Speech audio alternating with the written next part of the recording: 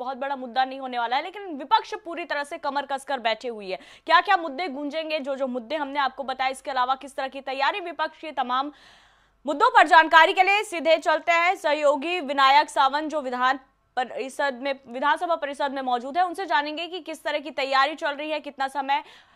विनायक जी, देखिए, आज का जो ये सत्र है बिल्कुल आसान नहीं हो जाता, खास तौर पर तब जब मुद्दों का अंबार हो और विपक्ष बिल्कुल इसी ताक में बैठी है कि कैसे विधानसभा सत्र शुरू हो और सरकार को घेरने के लिए वो अपने तर्कस से एक एक तीर निकालते जाएं।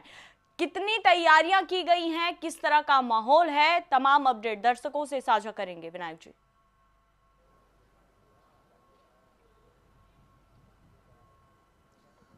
पूजा जी, आपने बहुत सही कहा कि आज ये जो शीतकालीन सत्र अब आज से शुरू होने वाला है, उसमें बहुत से इश्यूज गूंजेंगे। फिर वो गोवा अग्निकांड का इशू हो, या तुये हॉस्पिटल का इशू हो, या अनएम्प्लॉयमेंट का इशू हो, या लैंड कन्वर्जेशन का इशू हो, ये सारे मुद्दे जो है ये शीतकालीन सत्र में ये आगे आने वाले 5 दिनों में आने वाले हैं। लेकिन फिलहाल आज के दिन राज्यपाल जो पुष्पापति जी है, उनका अभिभाषण से आज के सत्र की शुरुआत होगी। और उस अभिभाषण के बाद मुख्यमंत्री डॉक्टर प्रमोद सावंत जी है, वो कुछ पेपर्स जो है वो टेबल करेंगे।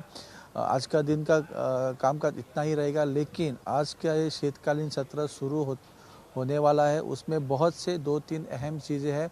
उसमें पहले अहम चीज़ ये है कि गणेश गावकर जी ये नए सभापति के रूप में हमें दिखाई पड़ेंगे। नए स्पीकर बने हैं वो गणेश गावकर जी, और एज अ स्पीकर उनका ये शीतकालीन सत्र पहला सत्र है।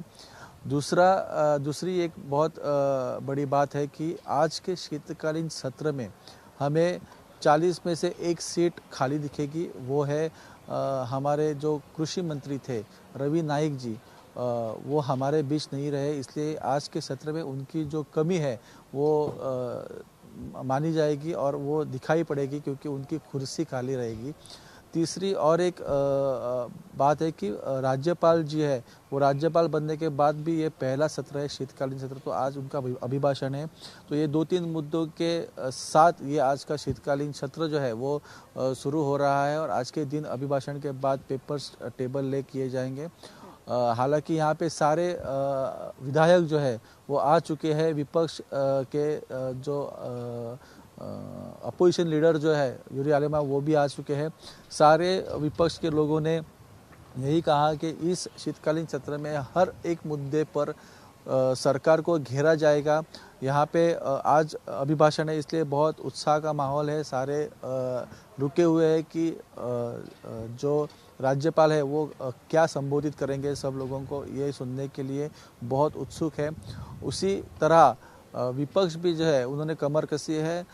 जो भी मुद्दे हैं उनको लेके वो सरकार को जो है वो अपने प्रश्नों के घेरे में लाने के लिए बहुत कोशिश करेंगे। सभापति जो बने हैं नए नए गणेश गावकर जी, उन्होंने हमारे साथ बात करते हुए ये कहा है कि वो पूरी तरह से तैयार है। जो भी इश्यूज आए उस पे बातचीत करने के लिए, वो सुलझाने के लिए। उन्होंने एक स्टेटमेंट भी कहा है कि इश्यूज है इसीलिए हम हैं, और हम यहाँ पे इसीलिए बैठे हैं क्योंकि ये इश्यूज सॉल्व किए जाए।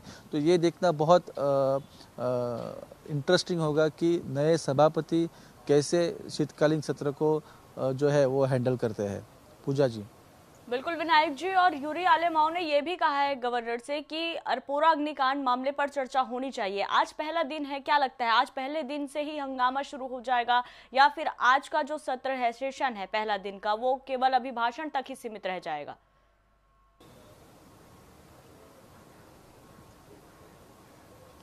आज का सत्र केवल अभिभाषण तक सीमित रहने की आसार है। लेकिन अभिभाषण के बाद अगर विपक्ष कोई बवाल खड़ा करता है तो वो देखना पड़ेगा कि उनके क्या राय है, क्योंकि ये सत्र जो है शीतकालीन सत्र वो सिर्फ 5 दिनों का है।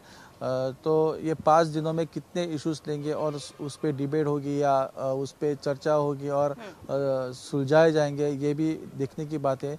फिलहाल तो आज का दिन जो है वो अभिभाषण के बाद खत्म होना होगा। लेकिन यूरी आलिमा तो फुल तैयारी में आए हैं। विनायक जी साफ तौर पर कह रहे हैं कि आज और पूरा अग्निकांड मामले पर बात होनी ही चाहिए, यानी कि पूरी तरह से विपक्ष बिल्कुल जाने नहीं देना चाहती, क्योंकि समय भी देखिए सिर्फ 5 दिन का समय है और मुद्दों का अंबार है। गोवा में हम बात करें, एक के बाद एक तमाम ऐसे मुद्दे हैं जो साफ तौर पर जनता से जुड़े हैं और इसी दिन का इंतजार विपक्ष लगातार कर रही थी कि कब विधानसभा का सत्र हो और वो अपनी बातों को यहाँ पर रखें। तो ऐसे में क्या आज का दिन ऐसे ही विपक्ष जाने देना चाहती है?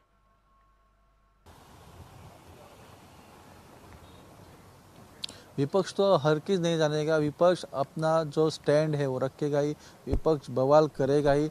लेकिन सबसे पहले जो है वो अभिभाषण होगा राज्यपाल जी का, और उस अभिभाषण के बाद विपक्ष का क्या स्टैंड है वो देखने को मिलेगा। विपक्ष फुल तैयारी से आया है कि बीर्ज अग्निकांड जो हुआ है उस पर सरकार को घेरा जाए, लेकिन ये देखना पड़ेगा कि सभापति जो है, नए सभापति, वो ये इश्यूज को कितने अगर चर्चा में लाते हैं या वो कल इसे रखते हैं।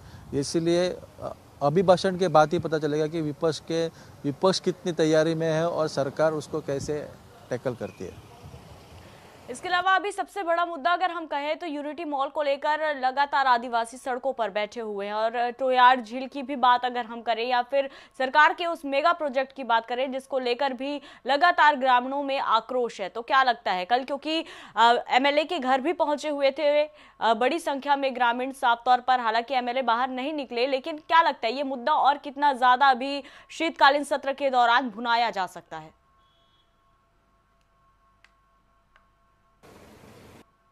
जी, ये मुद्दा भी बहुत उठेगा शीतकालीन सत्र में। जैसे कि आपने कहा कि कल लोग गए थे विधायक रुडोल्फ के घर के बाहर, लेकिन वो बाहर नहीं आए। लेकिन उन्होंने अभी एक स्टेटमेंट किया है कि ये जो सब चल रहा है इसमें पॉलिटिकल इंटरफेरेंस है, कोई एक पॉलिटिकल नेता है जो लोगों को उकसा रहा है और वो ये जानबूझ के कर रहा है। यूनिटी मॉल का ऐसा कोई इशू नहीं है, उनके पास सारे डॉक्यूमेंट्स है और जो भी है वो ये पॉलिटिकल हेतु के हिसाब से हो रहा है, ऐसा उनका दावा है। उनको एक और क्वेश्चन पूछा गया कि यूनिटी मॉल अगर हम देखें तो ये सीधा सीधा रुडोल्फ वर्सेस आरजी ऐसा दिखाई पड़ रहा है, तो वो भी बात उन्होंने मानी है कि यस, ये रुडोल्फ वर्सेस आरजी ही चल रहा है और जो भी इसमें पॉलिटिकल इंटरफेरेंस कर रहे हैं उनको बहुत जल्द वो सामने लाएंगे, ऐसा उनका दावा है। लेकिन उनके इस बयान पे कल वीरेश बोरकर जी ने भी एक बयान दिया है। उन्होंने ये कहा है कि जो इल्ज़ाम रुडोल्फ ने आरजी के ऊपर लगाए हैं उनके दावे वो प्रूफ के साथ साबित करने चाहिए। अगर उनके जो भी उन्होंने दावे किए वो सच है या नहीं, तो ये बहुत इंटरेस्टिंग होगा शीतकालीन सत्र में देखने के लिए। हमें वीरेश बोरकर वर्सेस रुडोल्फ ये जंग देखने को मिल सकती है। बिल्कुल विनायक जी, और इसके अलावा अगर बात करें पर्यावरण मुद्दे को लेकर भी लगातार ग्रामीण अपनी आवाज बुलंद करते रहे। तो ये हॉस्पिटल की बात करें तो अब तक वो हॉस्पिटल खुद बीमार है, वो लोगों को क्या इलाज देंगे, इसको लेकर भी कल, यानी कि ग्रामीणों को भी पता था कि आज से शीतकालीन सत्र शुरू होने वाला है और रविवार को ही उन्होंने हॉस्पिटल के सामने धरना प्रदर्शन किया और सरकार के खिलाफ एक तरफा मोर्चा खोल दिया। तो इसका कितना कुछ असर पड़ने वाला है इस असेंबली सत्र के दौरान?